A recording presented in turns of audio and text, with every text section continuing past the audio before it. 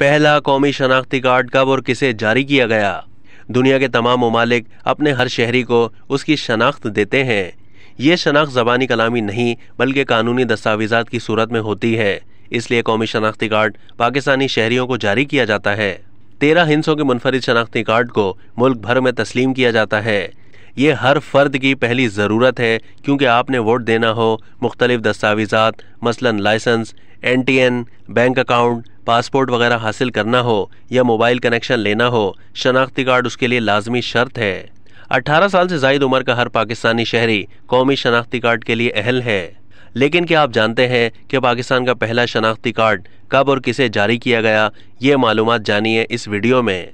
पाकिस्तान में सबसे पहले कौमी शनाख्ती कार्ड यानी CNIC को जुल्फ़िकार अली भुट्टो की जानिब से मुतारिफ करवाया गया था।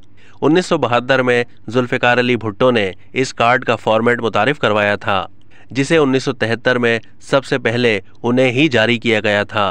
कहा जाता है कि इससे पहले क़याम पाकिस्तान के 26 सालों तक पाकिस्तान में किसी किस्म का कोई हतमी शनाख्ती कार्ड जारी नहीं किया गया था। ये पहला कौमी शनाख्ती कार्ड हाथ से लिखा गया था।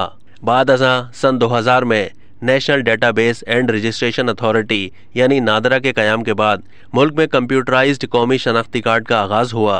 सन 2000 के बाद ही CNIC जारी करने के लिए दरख्वास्त दहिंदा से रियासत को डिजिटल फिंगरप्रिंट और बायोमेट्रिक्स फराहम करने की ज़रूरत पेश आई।